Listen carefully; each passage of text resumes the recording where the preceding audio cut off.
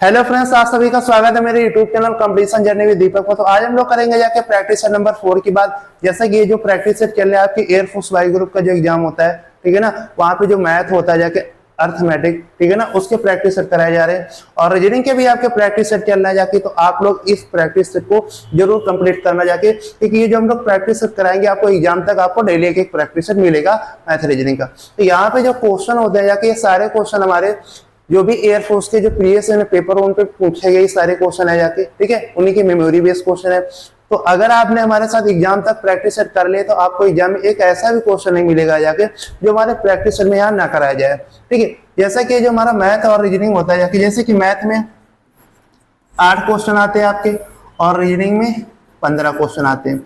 ये जो 8 और 15 टोटल 23 क्वेश्चन है जाके, ये मतलब कि आपके स्कोरिंग सब्जेक्ट मतलब क्वेश्चन है। ये दो सब्जेक्ट है, मैथ रीजनिंग स्कोरिंग सब्जेक्ट है, ठीक है, क्योंकि यहाँ पर आप 23 में से भी 23 कर लेंगे, लेकिन ऐसा तभी होगा जब कम से कम आप 1 महीने तो अच्छे से प्रैक्टिस करें, ठीक है। आपको प्रैक्टिस करनी पड़ेगी तभी आपका स्कोर मतलब कि थोड़ा सा अच्छा आएगा जाके। तो हमारे साथ इन प्रैक्टिस से जरूर जुड़ना जाके, ठीक है, क्योंकि यहाँ पे सारे क्वेश्चन आपको एग्जाम ओरिएंटेड मिलेंगे जाके। तो आज के हम लोग पहले क्वेश्चन की बात करेंगे, ठीक है। जैसे कि आज का हमारा पहला क्वेश्चन बोल रहा है कि हरितेजा 4 किलोमीटर प्रति घंटा की गति से अपने स्कूल गया और 20 किलोमीटर प्रति घंटा की गति से, ठीक है ना, स्कूटर पर लौटा है।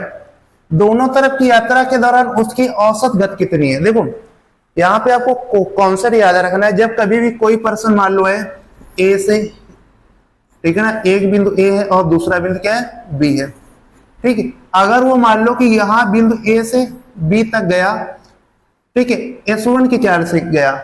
अगर वो बिंदु A से B तक S1 की चाल से गया और फिर वो बिंदु B से A तक S2 की चाल से वापस आया, ठीक है ना। अगर कोई पर्सन जो है बिंदु A से B तक S1 चाल से गया और B से A तक S2 की चाल से आया, तो कभी भी अगर आपसे औसत गति पूछे, ठीक है ना, अगर कभी भी आपसे एवरेज स्पीड पूछे, तो जो एवरेज स्पीड होती है जाके, जो हमारी एवरेज स्पीड होती है, इसका जो फार्मूला होता है जाके 2S1 S2 बटे में S1 प्लस का S2। तो ये आपको फार्मूला याद रखना है जाके। ज्यादातर आपको क्वेश्चन फार्मूले बेसिक मिलेंगे जाके। तो ये फार्मूला आपको याद रखना है कि अगर कोई व्यक्ति एक स्थान से दूसरे स्थान तक किसी एक चाल से जाता है और फिर वहां से उतनी ही दूरी, ठीक है ना, वो उतनी ही दूरी किसी दूसरी चाल से वापस आता है, तो अगर आपसे एवरेज स्पीड पूछे या औसत गति पूछे तो उसका फार्मूला होता है 2S1 S2 बटे में S1 प्लस का S2। तो ये जो हमारी स्पीड दी है जाके, ये मान लो कि हमारी S1 दी है और ये जो हमारी स्पीड है S2 दी है। तो हमें जो एवरेज स्पीड का फार्मूला में हम लोग वैल्यू रखेंगे, तो 2S1 की वैल्यू कितनी है हमारी 4 है और S2 की वैल्यू हमारी कितनी है जाके 20 है। तो हम लोग जब इसको S1 प्लस S2 नीचे करेंगे, मतलब कि 4 प्लस का 20, तो यहां से हमारा कितना आ जाएगा जाके 20 चौको 80, 80 दूनी 160 आ जाएगा और नीचे कितना हमारा 24 आ जाएगा। जब हम लोग इसको 8 तिरिक 24 और 8 दूनी 16, तो हमारी यहाँ से जो स्पीड आ जाएगी एवरेज 20/3 किलोमीटर प्रति घंटा। तो हमारी एवरेज स्पीड कितनी आ जाएगी जाके 20/3। तो ऑप्शन नंबर हमारा कौन सा हो जाएगा, ऑप्शन नंबर 1 हमारा राइट आंसर होगा। तो ये कॉन्सेप्ट आपको याद रखने जाके, ठीक है। ये एक बहुत ही अच्छा क्वेश्चन मतलब ये कॉन्सेप्ट है, ठीक है ना। ये सदाबहार फार्मूला, सदाबहार मतलब होता है कि ये फार्मूला आपको ज्यादातर एग्जाम में इस पर क्वेश्चन पूछता है जाके, तो ये आपको फार्मूला याद रखना है जाके। हम लोग इसके बाद बात करेंगे जाके अगले क्वेश्चन। जैसे कि अगला क्वेश्चन जो हमारा दिया है जाके, कह रहे कि 33 मीटर कपड़ा बेचने पर एक व्यक्ति को 11 मीटर कपड़े के विक्रय मूल्य के बराबर लाभ होता है, तो लाभ प्रतिशत ज्ञात कीजिए। देखो ये हमारा क्वेश्चन प्रॉफिट लॉस का है जाके, ठीक है। मैं इस क्वेश्चन का आपको इतना अच्छा मेथड बताऊंगा कि आप एग्जाम में ना तो पेन उठाएंगे ना ही पेपर, ठीक है ना, बिना पेन पेपर के करेंगे। देखो हमसे उसने क्वेश्चन बोला है कि 33 मीटर कपड़ा बेचने पर एक व्यक्ति को 11 मीटर कपड़े के विक्रय मूल्य के बराबर लाभ होता है, तो लाभ प्रतिशत ज्ञात कीजिए। तो हमेशा आपको ये मानना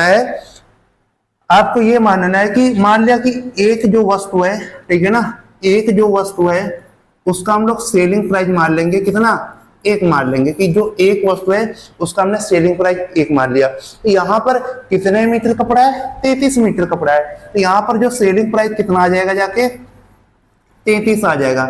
यहाँ पर जो सेलिंग प्राइस कितना आ जाएगा, 33 आ जाएगा, क्योंकि हमने एक वस्तु का सेलिंग प्राइस 1 माना, मतलब कि 1 मीटर कपड़े का सेलिंग प्राइस 1 माना है। जब 33 मीटर कपड़ा है तो सेलिंग प्राइस उसका कितना हो जाएगा, 33 हो जाएगा। अब क्वेश्चन हमको क्या बोला है कि व्यक्ति को 11 मीटर कपड़े के विक्रय मूल्य के बराबर क्या होता है, उसको लाभ होता है। तो उसको जो प्रॉफिट होता है जाके, तो 11 का प्रॉफिट हो जाएगा। अब ये प्रॉफिट 11 कैसे निकल के आ गया, क्योंकि उसने उसको 11 मीटर कपड़े के यहाँ पे बोला है विक्रय मूल्य के बराबर लाभ होता है, ठीक है ना। तो हमने क्या माना था कि एक वस्तु का सेलिंग प्राइस 1 माना था, तो 11 मीटर कितना हो जाएगा, प्रॉफिट कितना हो जाएगा, 11 रुपया हो जाएगा जाके। अब आपको ये पता है कि जो प्रॉफिट परसेंट होता है, प्रॉफिट परसेंट पिछले भी मॉक में ये प्रॉफिट परसेंट का सवाल आया था, ठीक है ना। प्रॉफिट परसेंट फार्मूला क्या होता है कि हम लोग ऊपर प्रॉफिट लिखते हैं और नीचे हम लोग कॉस्ट प्राइस लिखते हैं, ठीक है, और उसको 100 से गुणा कर देंगे, परसेंटेज लगा देंगे, ठीक है। तो यहाँ पे देखेंगे कि प्रॉफिट कितना है, प्रॉफिट कितना, उसको 11 हो रहा है, और कॉस्ट प्राइस हमारी कितने नहीं है, जो हमारा सीपी निकलेगा वो कैसे निकलता है, सीपी हमारा फार्मूला क्या होता है कि हम लोग एसपी में से, ठीक है ना, एसपी में से हम लोग प्रॉफिट को घटा देते तो हमारा कॉस्ट प्राइस आ जाता है जाके। एसपी हमारा कितना है, 33, और प्रॉफिट कितना है, 11, तो हमारा कॉस्ट प्राइस कितना आ गया जाके, 22 आ गया जाके। तो हम लोग इसको कॉस्ट प्राइस हमारा 22 आ जाएगा इंटू 100। अब देखो यहाँ से हम लोग 11 दूनी 22 कर गया, और 2 से 100 को काटेंगे तो 50, तो 50% क्या आ गया जाके, प्रॉफिट हो जाएगा। 50% क्या हो जाएगा, प्रॉफिट। तो ऑप्शन नंबर जो हमारा हो जाएगा 1 नंबर हमारा राइट आंसर हो जाएगा।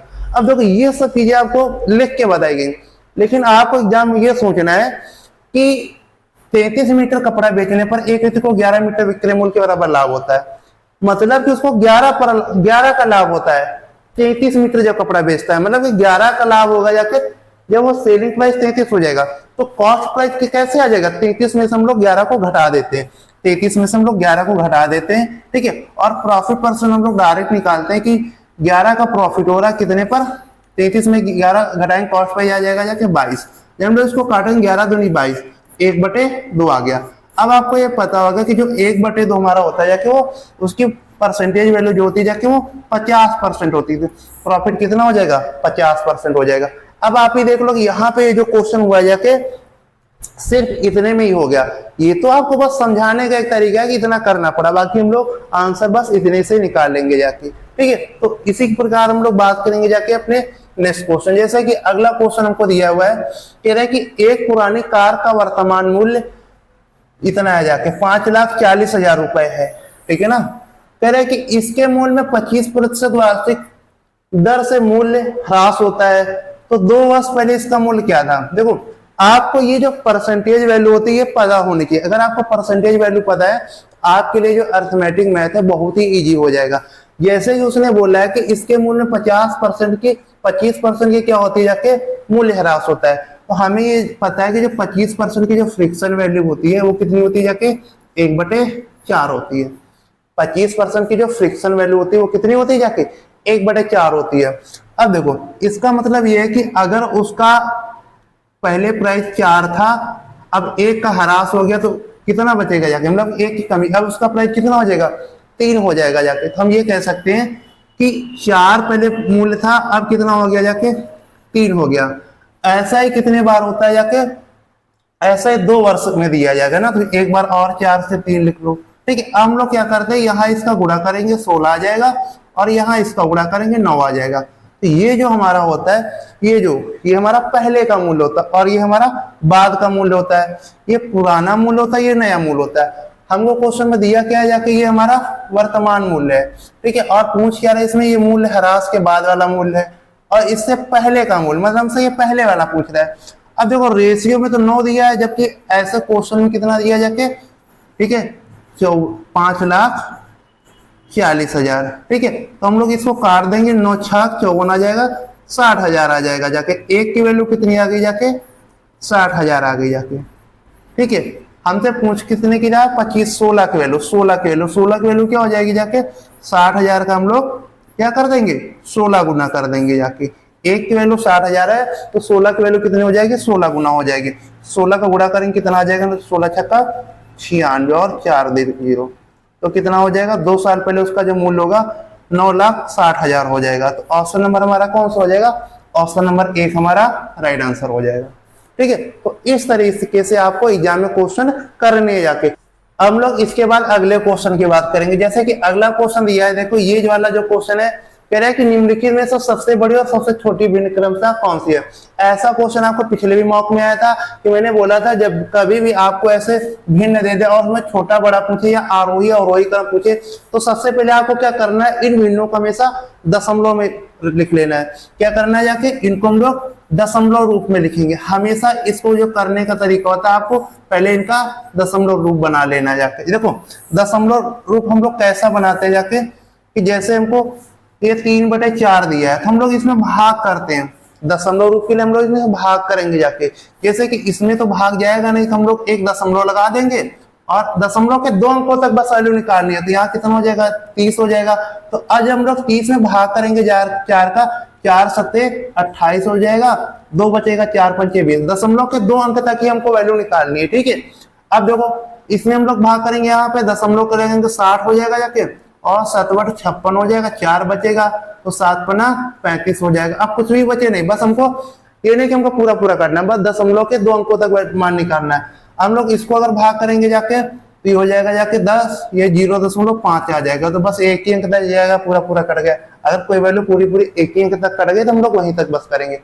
अब इसको जाके अगर हम लोग भाग करेंगे, दशमलव लगाएंगे तो यहाँ 20 हो जाएगा, और 3 18 और 0.66 आएगा जाके, ठीक। इसी प्रकार से जब हम लोग इसको करेंगे जाके, दशमलव लगाएंगे जाके, तो 5 40 हो जाएगा, यहाँ 40, ठीक है। हम लोग इसको करेंगे जाके 6 48 हो जाएगा, और 2 बचेगा तो 6 18 ऐसे आएगा जाके, ठीक है। अब हम लोग यहाँ पे देखेंगे, अब यहाँ से हम लोग ये देख सकते हैं कि इसमें हमसे पूछा क्या है कि सबसे बड़ी और सबसे छोटी भिन्न कौन सी है, क्रमशः बताना है। तो यहाँ पे आप खुद ही देख लो, सबसे बड़ा वैल्यू कौन सी दिख रही है हमको, सबसे बड़ी वैल्यू ये दिख रही है कि 0.85। अच्छा हम ये कहीं बोलते हैं कि 2 अंक तक निकाल लो, क्योंकि देखो यहाँ भी 0.8 है, यहाँ भी 0.8 है, यहाँ भी 0.8 है ना। तो जैसे आप निकालोगे 2 अंकों तक, तो दूसरा अंक देखो अलग अलग हो गया जाके, इसीलिए कम से कम दशमलव के 2 अंकों तक इनको सॉल्व करना है। तो ये सबसे बड़ी वैल्यू, मतलब कि 7/6/7। तो 6/7 पहले यहीं पे लिखिए, यहाँ 2/3 4/5 1/2, तो यही आंसर हमारा राइट आंसर हो जाएगा, ठीक है। और भी हमसे कह रहे हैं सबसे छोटी बिंदु, को हमारा आंसर तो मिल गया ना, ठीक। अगर हमें सबसे छोटी देखनी, इसमें सबसे छोटा कौन सा जाके ये वैल्यू है 1/2, तो 1 नंबर हमारा क्या हो जाएगा, राइट आंसर हो जाएगा।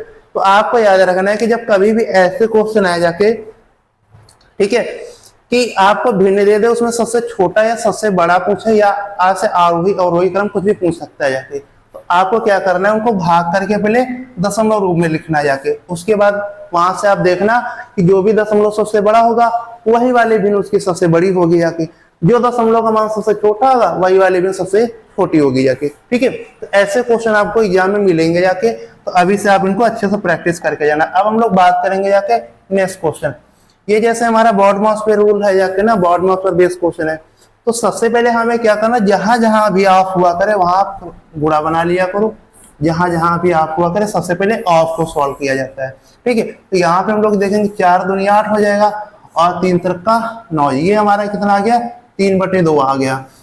इधर भी 4 दूनी 8 हो जाएगा, और ये हमारा कट गया, तो ये हमारा कितना 3/2 आंसर आया। और इधर ही कितना आया, 1/2, ठीक है। तो इसको हम लोग पलट लेंगे तो 2/1 हो जाएगा। ये 2 से 2 हमारा कट गया, मतलब इतने का जो आंसर है हमारा, वो हमारा कितना है जाके 3 आया। इतने का आंसर हमारा कितना है, 3 आया जाके। और हम लोग इसका भाग कर देंगे तो 12 पंचे 60 से 12 आ जाएगा, और गुणे में 3 का मल्टीप्लाई, 12 3 36 क्या हो जाएगा हमारा, राइट आंसर हो जाएगा। तो ऑप्शन नंबर 4 हमारा क्या हो जाएगा, राइट आंसर हो जाएगा। तो याद रखना है कि सबसे पहले आपको ब्रैकेट सॉल्व करने होते हैं, उसके बाद आपको ऑफ सॉल्व करना होता है, उसके बाद आपको डिवाइड, फिर गुणा, ठीक, फिर प्लस, फिर माइनस, ठीक है। प्लस माइनस में आप कुछ भी पहले कर सकते हैं।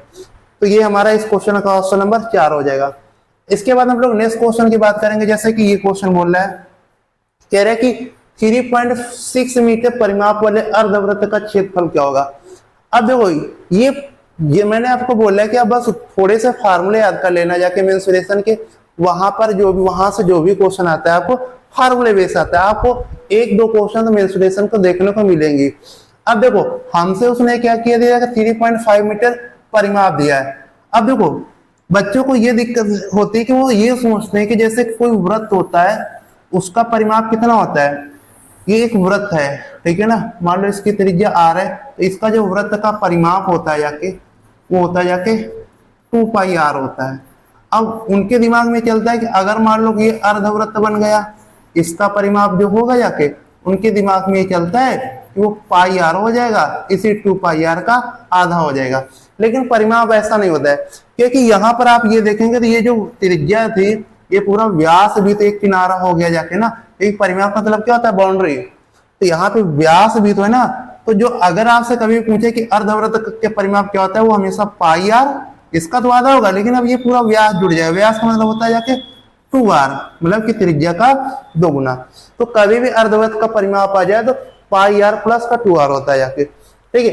अब देखो इसकी वैल्यू हमको क्या दी है जाके, इसकी वैल्यू हमको ये अर्धवृत्त का जो परिमाप दिया जाके वो 3.6 दिया है, ठीक है। अब हम लोग यहां से क्या करेंगे जाके, अगर हम लोग r को कॉमन कर लेंगे तो क्या बचेगा, पाई प्लस का 2 बचेगा, ठीक। अब हम लोग अगर ये पाई का यहाँ पे मान रख दे, पाई का मान रख देंगे जाके 22/7, तो ये सॉल्व इसको हम लोग कर लेंगे जाके, कितना हो जाएगा 7 दूनी 14, 22 36/7, तो r बराबर कितना आ जाएगा 36/7 बराबर में 36। तो दशमलव या हम लोग इसको काट देंगे जाके, 0.1 आ जाएगा। 7 का इधर गुणा करेंगे तो r बराबर कितना आ जाएगा 0.1। ये हमारी क्या आ गई जाके, r बराबर त्रिज्या आ गई 0.1, ठीक। तो r बराबर हमारा की त्रिज्या कितनी आ गई 0.1, सॉरी ये 7 का इधर मल्टीप्लाई हो जाए 0.7 आ जाएगी, त्रिज्या कितनी आ गई जाके 0.7 आ गई। अब देखो हमसे उसने क्या पूछा है, तो अर्धवृत्त का क्षेत्रफल ज्ञात करना है। देखो जो अर्धवृत्त का क्षेत्रफल होता है जाके, अर्धवृत्त का क्षेत्रफल होता है जाके 1/2 πr²। 1/2 पाई की वैल्यू कितनी है जाके 22/7, और r का मान कितना 0.7 और इंटू 0.7, ये 7 से 7 कट गया, ठीक है ना, ये 11 कट गया जाके, तो ये हमारा कितना आ जाएगा 11 7 77, और 2 अंक बाद दशमलव, मतलब 0.77 क्या आ जाएगा हमारा एरिया आ जाएगा। तो हम लोग ऑप्शन को देखेंगे तो ऑप्शन नंबर 4 हमारा क्या हो जाएगा, राइट आंसर हो जाएगा, ठीक है। अब देखो इस क्वेश्चन को अगर हम लोग ये करते जाके, ऐसे कभी भी क्वेश्चन आपको आया करे, तो अगर आप ये सोचो कि नीचे से 22 में कुछ नहीं कट रहा है, ठीक है ना, तो आप पहले एक बार डिविजिबिलिटी देख लिया करो 11 की। जैसे कि ये हमारा 11 से डिविजिबल है, ठीक है ना, 11 कम 11 44, तो ये भी आंसर हो सकता है। और फिर 11 कम से 11 66। अब देखो जब एक से ज्यादा हमको आंसर मिल जाते हैं तो हम लोग थोड़ा सा सॉल्व कर लेते, लेकिन कभी कभी ऐसा होता है तो एक ही ऑप्शन आपका 11 का मल्टीपल दिया है, तो हम लोग फिर सॉल्व नहीं करते, बस उसको डायरेक्ट टिक कर देते हैं, ठीक है। तो ये सारी चीजें आपको दिमाग में रखना जाके, ठीक है, हर चीज को आपको मतलब एग्जाम में बैठ के लगाना जाके। तो इसी के बाद हम लोग बात करेंगे जाके अगले क्वेश्चन। तो आपको याद रहना जो भी मेंसुरेशन के फार्मूले होते हैं वो सबको याद करना है। अब जैसे ये हमारा देखो सिंप्लीफिकेशन क्वेश्चन है, आंसर ये पूछा है, देखो अब ये पता होगा a की पावर अगर x दिया है और a की पावर y दिया है, मतलब कि अगर बेस समान है तो हमारा यहाँ पे कॉन्सेप्ट क्या चलता है कि हम लोग घातों को जोड़ देते हैं। अगर आधार समान होते हैं हम लोग घातों को जोड़ देते हैं। तो इसी प्रकार हम यहाँ पे ये देख रहे हैं कि 625 पर 0.07 इंटू 625 0.18, तो हम लोग क्या करेंगे जाके बस पावर को जोड़ देंगे। तो जब हम लोग 0.07 प्लस 0.18 को जोड़ेंगे तो हमारा कितना आ जाएगा जाके 600। अच्छा हम लोग 625 को क्या लिख सकते हैं कि कितने की पावर है, 5 की पावर 4 है, और ये हमारा क्या हो जाएगा 0.25, ठीक है, दशमलव हटाएंगे 2 जीरो आ जाएंगे, तो 25 टक को 100, ये 4 से 4 हमारा कट जाएगा, आंसर कितना आ जाएगा 5 आ जाएगा। तो ये प्रॉपर्टी आपको याद रखनी है जाके, ठीक। अच्छा ये ऐसे कैसे कट गया, देखो अगर कभी भी जैसे ये वाली प्रॉपर्टी बता दें, अगर कभी भी ऐसा हो कि a की पावर x हो कि पावर की पावर y हो, तो इसका वो कॉन्सेप्ट क्या होता है कि पावर का हमेशा गुणा हो जाता है। अगर दोनों पावर की पावर हो तो पावर का गुणा होता है, अगर बेस सेम हो पावर अलग अलग हो तो पावर का हम लोग पावर को ऐड कर देते हैं, ठीक है। तो इस तरह इस क्वेश्चन का आंसर 3 नंबर हो जाएगा। इसी प्रकार हम लोग बात करेंगे जाके नेक्स्ट क्वेश्चन। जैसे कि अगला क्वेश्चन कह रहा है कि अब देखो ये क्वेश्चन हमारा एमडीएच फार्मूले पर है, कह रहा है कि 50 व्यक्ति एक काम को 40 दिनों में पूरा कर सकते हैं। 50 व्यक्ति जो है वो एक काम को 40 दिनों पूरा कर सकते हैं। वे एक साथ काम शुरू करते हैं, पर प्रत्येक 10 दिन की अवधि के बाद 5 व्यक्तियों की एक टोली काम छोड़ देती है।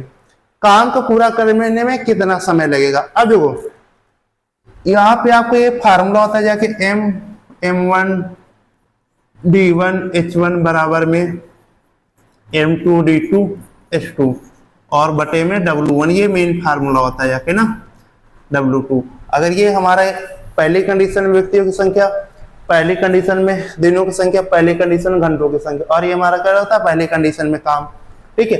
M2 क्या होता है दूसरी कंडीशन में व्यक्तियों की संख्या, D2 दूसरी कंडीशन में दिनों की संख्या, और D3 दूसरी कंडीशन में घंटों की संख्या, और ये हमारा W2 दूसरी कंडीशन में काम होता है।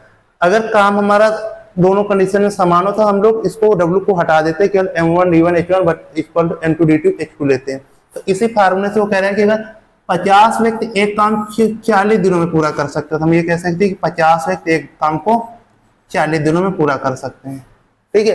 फिर वो क्या बोल रहा है कि वे एक साथ काम शुरू करते हैं, पर प्रत्येक 10 दिनों की अवधि के बाद 5 व्यक्तियों की एक टोली काम छोड़ देती है। काम को पूरा करने में कितना समय लगा? देखो मान लिया कि पहले 10 दिन जो काम करेंगे जाके 50 लोग करेंगे, ठीक है। अच्छा यहाँ पे देखो, यहाँ से टोटल जो हमारा काम निकलेगा हमारा 5 दूनी 5 चौका भी, ये 2000 काम आ गया। इस काम को दिमाग में रखना है कि उतना ही काम कराना है जितना इधर दिया है। टोटल काम उनको बस 2000 कराना है, ठीक है। तो यहाँ पे क्या किया, अगर 10 दिन पहले 10 दिन जब 50 व्यक्ति काम करेंगे तो काम कितना हो जाएगा हमारा 500 काम हो जाएगा, ठीक है। अब क्या होगा कि अगले 10 दिन हमें जो काम कराना है वो 2000 ही कराना है, अब हमें 1500 काम कराना है। अगले 10 दिन वो क्या करे कि 10 दिन की अवधि के बाद 5 व्यक्तियों की एक टोली काम छोड़ देती। अब पहले 50 व्यक्ति थे, अब कितने व्यक्ति बचेंगे? 45 व्यक्ति बचेंगे। तो अब ये 10 दिन का काम कितना हो जाएगा? 450।